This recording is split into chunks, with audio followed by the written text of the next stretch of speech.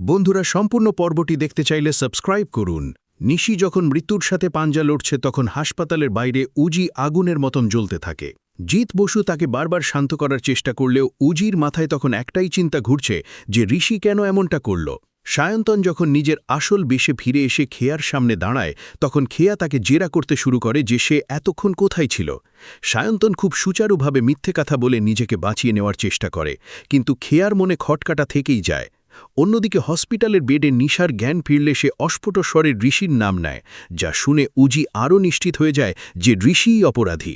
কিন্তু উজি যখন ঋষিকে অ্যারেস্ট করতে যায় তখন দেখে ঋষি নিজের ঘরে অচৈতন্য অবস্থায় পড়ে আছে।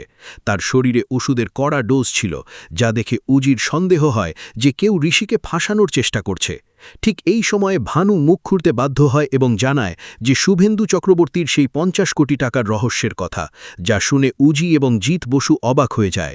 উজি বুঝতে পারে যে এই ঘটনার পেছনে বড় কোনো চক্র কাজ করছে। সায়ন্তন যখন বুঝতে পারে যে পুলিশ তাকে সন্দেহ করতে পারে তখন সে দুর্জয় ঘোষালের সাথে দেখা করে পরবর্তী প্ল্যান করতে থাকে। কিন্তু উজি গোপনে সায়ন্তনের ওপর নজরদারি শুরু করে দেয়। উজি জানতে পারে যে সায়ন্তন একজন দক্ষ প্রস্থেটিক মেকআপ আর্টিস্ট ছিল, যার ফলে সে সহজেই অন্য কারো রূপ ধারণ করতে পারে। এই সূত্র ধরেই উজি সায়ন্তনের গোপন ডেরায় হানা দেয় এবং সেখান থেকে ঋষির মুখের আদলে তৈরি সেই সিলিকন মাস্ক এবং প্রস্থেটিক সরঞ্জাম উদ্ধার করে। সায়ন্তন পালানোর চেষ্টা করলে উজি তাকে ধাওয়া করে এবং মাঝ রাস্তায় তাকে ধরে ফেলে। সায়ন্তন প্রথমে অস্বীকার করলেও উজি যখন সমস্ত প্রমাণ তার সামনে তুলে ধরে তখন সে ভেঙে পড়ে এবং স্বীকার করে যে দুর্জয় ঘোষালের নির্দেশেই সে নিশার ওপর হামলা চালিয়েছে এবং ঋষিকে ফাঁসানোর পরিকল্পনা করেছে। সায়ন্তনকে গ্রেফতার করার পর উজি দুর্জয় ঘোষালকেও আইনের জালে বন্দী করে। নিশার শারীরিক অবস্থার উন্নতি হলে সে সুস্থ হয়ে ফিরে আসে এবং ঋষির নির্দোষ হবার খবর পেয়ে সে স্বস্তি পায়।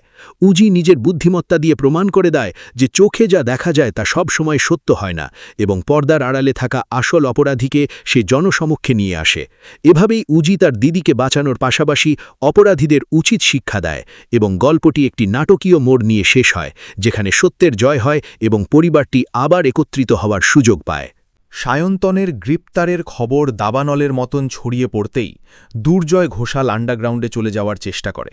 কিন্তু উজি জানত যে এই শিকড় অনেক দূর পর্যন্ত বিস্তৃত। হাসপাতাল থেকে নিশা কিছুটা সুস্থ হয়ে বাড়ি ফিরলেও তার মনের ভেতরে সেই আতঙ্কের ছাপ স্পষ্ট থেকে যায়। ঋষি যখন সুস্থ হয়ে ওঠে এবং জানতে পারে যে তার রূপ ধরে সায়ন্তন এত বড় কাণ্ড ঘটিয়েছে, তখন সে নিজেকে ক্ষমা করতে পারছিল না। উজি ঋষিকে শান্ত করে এবং তাকে জানায় যে এখন ভেঙে পড়লে চলবে না, কারণ শুভেন্দু চক্রবর্তীর সেই হারিয়ে যাওয়া 50 কোটি টাকার হদিশ এখনও মেলেনি। ভানু মাঝে মধ্যেই রহস্যময় আচরণ করছিল, যা উজির নজর এড়ায়নি। জিত বসু উজিকে সাবধান করে দেন যে ডিপার্টমেন্টের ভেতরেও কারো যোগ সাজস থাকতে পারে। খেয়া সায়ন্তনের এই রূপ দেখে পুরোপুরি ভেঙে পড়লেও সে স্থির করে যে সে উজিকে সাহায্য করবে, কারণ সায়ন্তন তার আবেগের সাথে খেলা করেছে। নিশা একদিন হঠাৎ করে ভানুর ড্রয়ার থেকে একটি পুরনো ডায়েরি খুঁজে পায়, যেখানে শুভেন্দু চক্রবর্তীর ব্যবসায়িক অংশীদারদের নাম ছিল। সেখানে দেখা যায় দুর্জয় ঘোষাল এবং আরও একজন প্রভাবশালী ব্যক্তির নাম আছে, যার পরিচয় এখনও গোপন রয়েছে। উজি যখন সেই ডায়েরি নিয়ে তদন্ত শুরু করে তখন তার উপর প্রাণঘাতী হামলা হয়, কিন্তু উজি খুব দক্ষতার সাথে সেই হামলা এড়িয়ে যায় এবং বুঝতে পারে যে সে সঠিক পথেই এগোচ্ছে। অন্যদিকে ঐশী যখন জানতে পারে যে তার মেশো অর্থাৎ দুর্জয় এই সব কিছুর মূলে, তখন সে প্রতিহিংসায় জ্বলে ওঠে, কারণ সে ভেবেছিল দুর্জয় তাকে ব্যবসায় সাহায্য করবে, কিন্তু আসলে দুর্জয় তাকে শুধু ঘুঁটি হিসেবে ব্যবহার করছিল। ঐশী গোপনে উজির সাথে দেখা করে এবং দুর্জয়ের একটি গোপন আস্তানার ঠিকানা দিয়ে দেয়। উজি এবং জিত বসু বিশাল ফোর্স নিয়ে সেই আস্তানায় হানা দেয় এবং সেখানে দুর্জয়কে হাতে নাতে ধরে ফেলে। দুর্জয়কে জেরা করতেই বেরিয়ে আসে আসল সত্য, যে 50 কোটি টাকা আসলে কোনো ব্যাংকে নেই, বরং তা হীরের আকারে একটি লকারে রাখা আছে, যার চাবি নিশার কাছেই ছিল। অজান্তেই নিশা সেই চাবিটি একটি লকেটের ভেতরে রাখত, যা তার বাবা তাকে উপহার দিয়েছিলেন। উজি দ্রুত নিশার কাছে পৌঁছায় এবং দেখে যে সেখানে আগে থেকেই শুভেন্দুর এক পুরনো লোক পৌঁছে গেছে, নিশাকে প্রাণে মারার হুমকি দিয়ে চাবিটা ছিনিয়ে নেবার চেষ্টা করছে।